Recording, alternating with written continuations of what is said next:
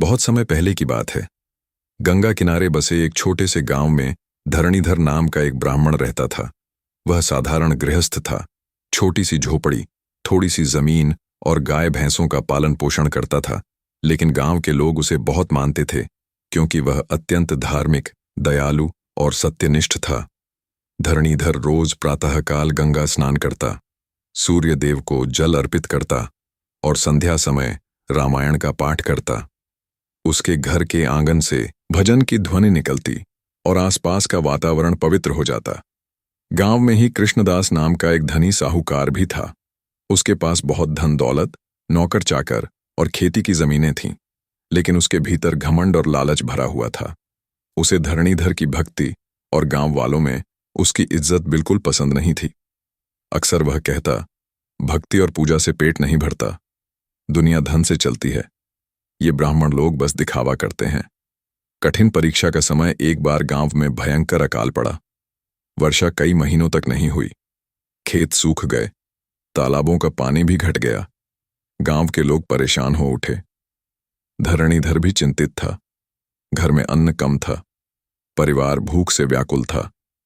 फिर भी वह प्रतिदिन गंगा किनारे बैठकर भगवान से प्रार्थना करता, हे प्रभु, हमें धैर्य दो, इस संकट से बचाओ। उधर कृष्णदास इस अवसर पर भी लोगों से दुगुना ब्याज वसूलने लगा। गांव वाले मजबूरी में उसके पास जाते और वह उनकी पीड़ा देखकर भी कठोरता से कहता, जिसे जीना है उसे मेरी शर्तें माननी होंगी। भगवान किसी के काम नहीं आते। गांव की सभा और विवाद। एक दिन गांव की चौपाल पर लोगों ने चर्चा की। सभी बोले, धरणीधर जी, आप तो भगवान के बड़े भक्त हैं। हमें बताइए, क्या सचमुच भक्ति से भोजन मिल सकता है? यह सुनकर कृष्णदास हंस पड़ा।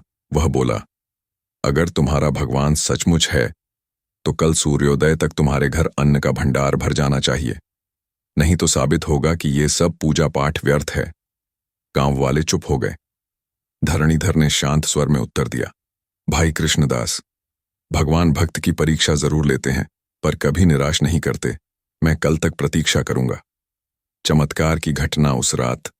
धरणीधर ने अपने छोटे से आंगन में दीप जलाए और भजन गाते हुए देर रात तक भगवान को स्मरण किया। उसका मन कह रहा था, शायद कल परिवार भूखा ही रहेगा, परंतु भीतर एक विश्वास भी था कि प्रभु कहीं न कहीं से उपाय अवश्य करेंगे। अगली सुबह सूर्योदय से पहले ही एक अद्भुत घटना हुई। गंगा के किनारे से नाविकों का एक दल गुजर रहा था। उनकी नाव में गेहूं और चावल की बोरियां भरी थीं। अचानक नाव की पतवार टूट गई और नाव बहकर सीधे धरणीधर की झोपड़ी के पास आ लगी। नाविक घबराए और बोले, पंडित जी, हमारी नाव फंस गई है क्या? हम अपना सामान थोड़ी देर आपके आंगन में उतार दें। धरणीधर ने सहर्ष अनुमति दी।